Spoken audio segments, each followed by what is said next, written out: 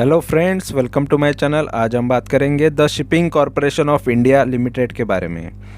ये शेयर ने काफ़ी अच्छा प्रॉफिट दिया है लॉन्ग टर्म में, और ये शेयर को मैं कितने साल से होल्ड करता था और क्या इसमें मेरी जर्नी रही है ये मैं बताने वाला हूँ। और साथ में आपको अभी के लिए फ़िलहाल ये शेयर कैसा है ये भी मैं आपको बताने वाला हूँ।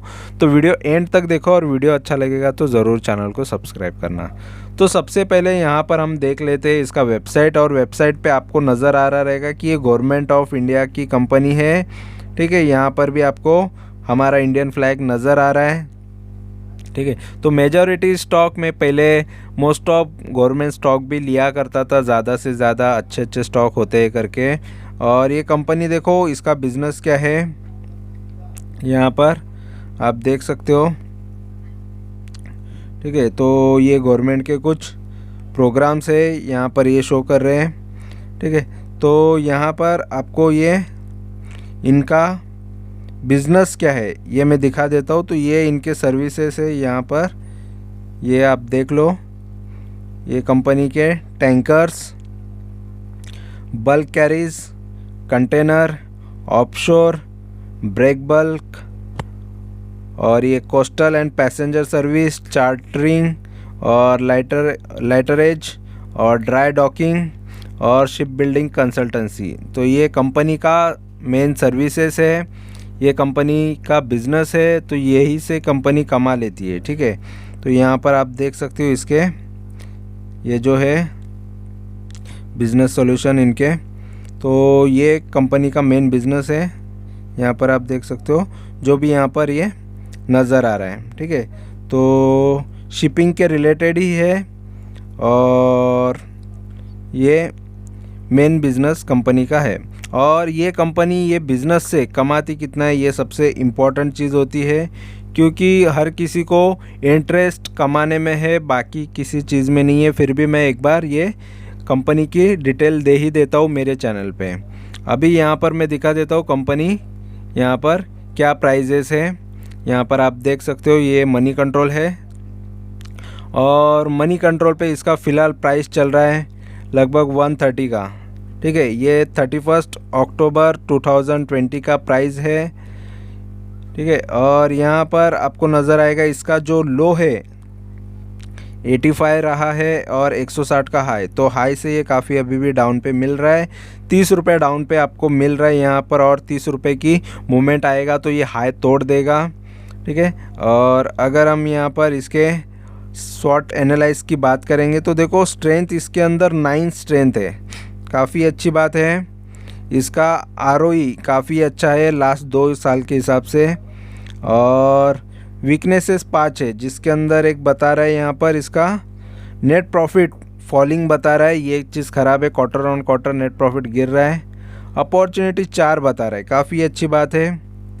यहाँ पर stock upcoming result which are seeing positive shift in share price, तो ये एक चीज़ अच्छी बता रहा है, और थ्रेट यहाँ पर 0 है।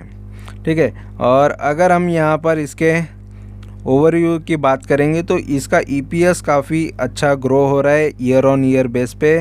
पी इसका एवरेज है, काफ़ी अच्छा है, अट्रैक्टिव है। हाई पीबी इसका हाई पे है। ठीक है, और डिविडेंड देखो काफ़ी कम देती है, गवर्नमेंट कंपनीज मोस्ट ऑफ ज़्यादा डिविडेंड देती है, लेकिन ये काफ़ी कम है 0.25%। ठीक है, और ये यहाँ पर मैं चार्ट में मेरी जर्नी बता देता हूँ, ये कंपनी में मैं रहा कब से हो। ठीक है, तो दोस्तों ये शेयर में मेरी जर्नी रही है लगभग जनवरी 2015 से, तो यहाँ पर मैं दिखा देता हूँ।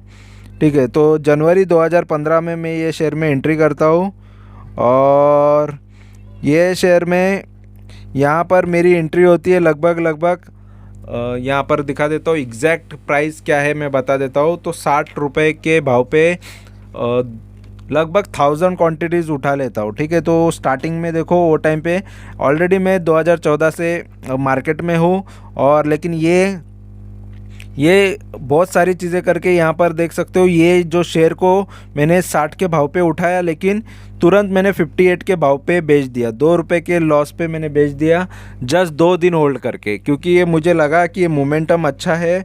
लेकिन ये शेयर को मैं जैसे डाउन पे देखता हूँ तो क्योंकि ऑलरेडी वो टाइम पे क्वांटिटीज़ भी ज़्यादा उठा ली थी, ठीक है। तो इस वजह से लॉस ज़्यादा नहीं लेना था, इस वजह से मैं फटाफट फास्ट ट्रेड करता था वो टाइम पे स्टार्टिंग में, और इसी तरीके से काफ़ी पैसा भी पहले गंवाया भी है, कमाया भी है, लेकिन अभी मैं इतना स्पीड में नहीं करता। तो मुझे जब तक उसमें से प्रॉफिट नहीं होता, प्रॉफिट की आदत है, अभी जस्ट प्रॉफिट लेके ही निकलता हूँ। लॉस थोड़ा भी मेरे को पसंद नहीं है, बिल्कुल लेता ही नहीं हूँ लॉस, ठीक है। तो ये शेयर को फिर मैं दोबारा ये शेयर को, ये मेरा ट्रेड कंप्लीट हो गया, ये शेयर को मैंने जस्ट 2 दिन होल्ड करके बेच दिया। तो वो टाइम पे जितना भी प्रॉफिट हो जाता था उतना ले लेता, प्रॉफिट होता था, लॉस होता था, वो लेके मैं निकल जाता था, ठीक है। इस तरीके के बड़े बड़े ट्रेड स्टार्टिंग में किया करता था, ठीक है। इंट्राडे भी कर लेता था। और उसके बाद यहाँ पर ये शेयर को मैंने होल्ड किया लॉन्ग टर्म के लिए, और लॉन्ग टर्म के लिए ये शेयर में मैंने 3 फरवरी 2017, ठीक है। तो 3 फरवरी का यहाँ पर डेट बता देता हूँ। 3 फरवरी 2017 में ये शेयर में मेरी एंट्री होती है लगभग 68 के भाव पे, 68-69 के भाव पे, ठीक है। तो लगभग 69 कंप्लीट यहाँ पर ये भाव पे मैं ये शेयर में लेता हूँ, ठीक है। तो वहाँ से ये शेयर काफ़ी अच्छा हाई मारता है, और यहाँ पर आप देख सकते हो ये टॉप पे ये जो हाई मारा है ये 1 नवंबर 2017 तक ये काफ़ी अच्छा ये टॉप मार देता है, और इसका हाई ये 113 का, तो काफ़ी अच्छा ये रिटर्न देता है। 68 से काफ़ी अच्छा ये शेयर भाग जाता है, लेकिन उसके बाद भी गिरावट हमको देखने मिलती है, ठीक है। तो उसके बाद जो गिरावट है ये लगभग देख सकते हो 113 का शेयर 1 अगस्त 2019 तक 24 रुपये का हो गया। अगर देखा जाए तो ये काफ़ी ज़्यादा लॉस है, लेकिन मेरे प्राइस से ये लगभग 65% लॉस यहाँ पर दिखा रहा था। तो मेरा देखो 65% का ये माइनस में दिखा रहा था पोर्टफोलियो ये शेयर, लेकिन वहाँ पर मैंने फिर से एडिशन काफ़ी टाइम किया, और ये शेयर में से मैंने सोचा कि इसमें से ज़्यादा प्रॉफिट लेके रहूँगा, और ये शेयर को काफ़ी ज़्यादा बाय करने के बाद 131 पे मैंने इसको बेचा 9 मार्च 2021 को। 9 मार्च 2021 में ये शेयर में से मैं निकल जाता हूँ काफ़ी ज़्यादा। उसके बाद में 2020 में काफ़ी ज़्यादा इन्वेस्टमेंट करता हूँ, क्योंकि ये शेयर को जो डाउन साइड देखा था मैंने, उस हिसाब से ये शेयर को मैं बार बार खरीद के ये शेयर को 131, यानी डेट में बता देता हूँ एग्जैक्ट डेट कब मैं निकला। तो 9 मार्च 2021 में ये शेयर में से निकल गया हूँ।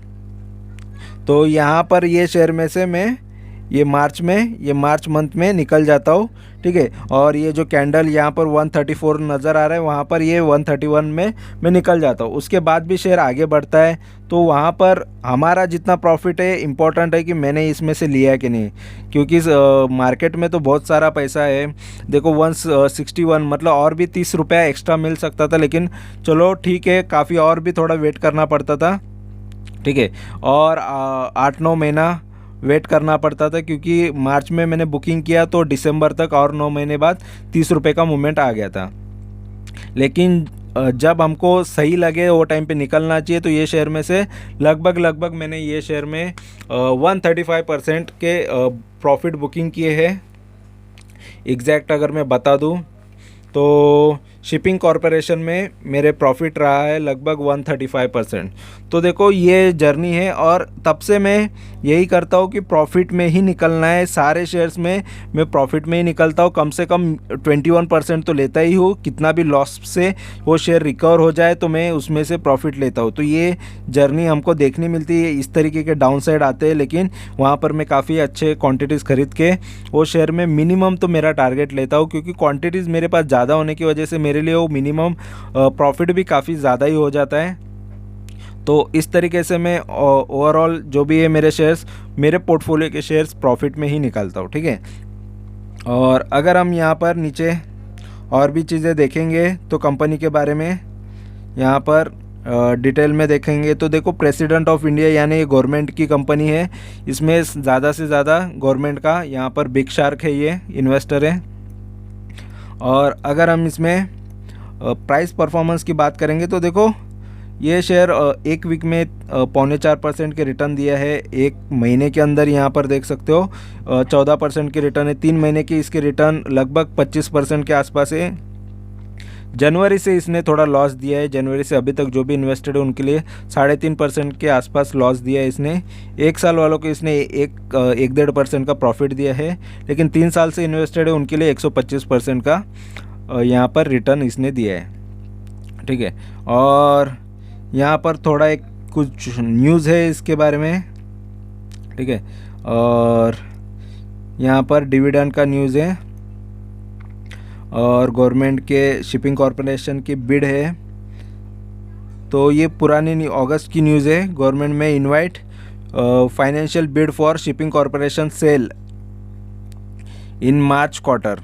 ठीक है, तो शिपिंग कॉरपोरेशन की भी सेलिंग हो सकती है, इस तरीके का यहाँ पर न्यूज़ है। तो गवर्नमेंट के बहुत सारे कंपनीज़ प्राइवेट की तरफ जा रहे हैं। और यहाँ पर देखो कोटक सिक्योरिटीज़ ने यहाँ पर 101 का जब प्राइस था तब 110 का टारगेट, देखो कितना छोटा छोटा टारगेट दिया। 10% का टारगेट है ये, 10 या 9% का टारगेट है। और यहाँ पर ये सेल का यहाँ पर टारगेट 2017 का, ये पहले के टारगेट से। ठीक है, तो इस तरीके के टारगेट्स यहाँ पर मनी कंट्रोल पे आपको मिल जाते हैं, लेकिन ये पुराने टारगेट से अचीव भी कर चुका है। ठीक है, यहाँ पर देखो कुछ गलत ही यहाँ पर मेंशन हुआ है। 81 का प्राइस पे 75 का टारगेट, ये काफ़ी गलत यहाँ पर मेंशन हो चुका है। और अगर हम यहाँ पर फाइनेंशियल की बात करेंगे तो देखो इसका रेवेन्यू बढ़ता हुआ नज़र आ रहा है। ठीक है, थोड़ा सा गिरा फिर बढ़ा, तो काफ़ी अच्छा है। और सेल नेट प्रॉफिट की बात करेंगे तो नेट प्रॉफिट देखो यहाँ पर गिरा फिर नेट प्रॉफिट बढ़ते गया। ठीक है, तो कंटिन्यूसली बढ़ रहा है नेट प्रॉफिट, अच्छी बात है।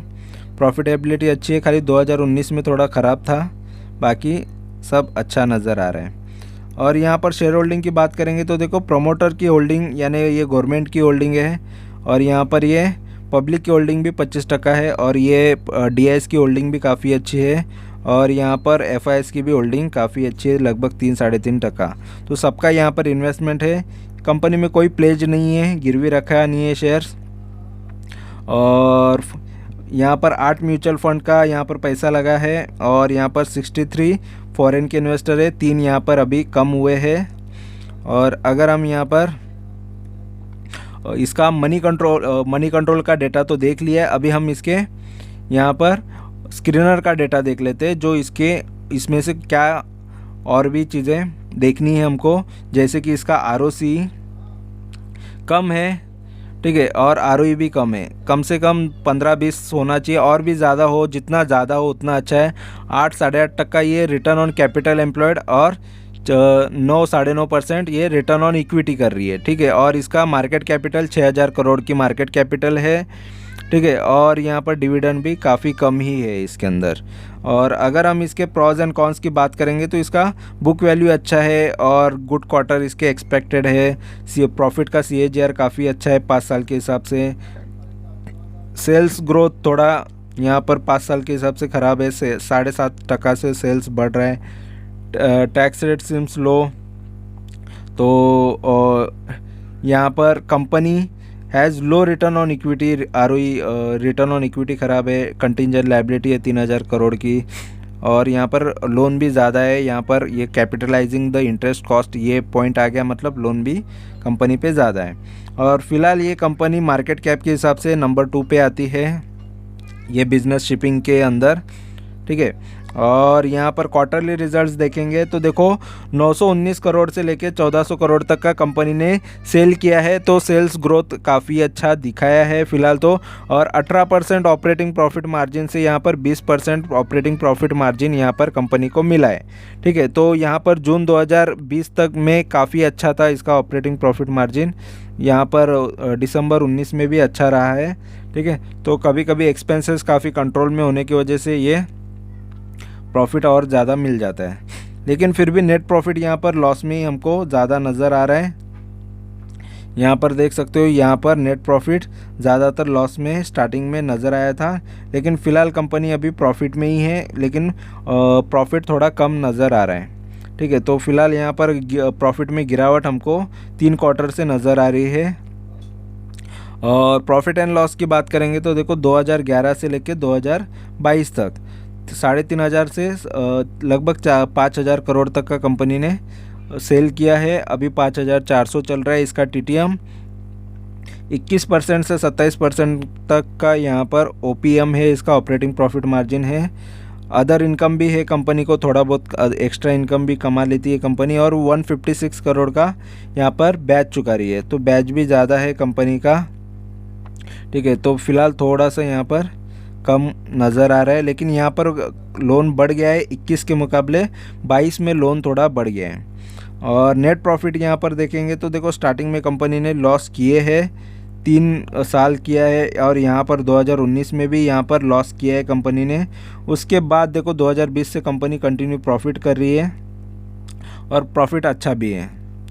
अगर ये कंपनी में 10 साल से इन्वेस्टेड रहते तो 10% मिलता आपको हर साल के, 5 साल से रहते तो 5% मिलता, 3 साल से 28% मिलता, 1 साल से 1%।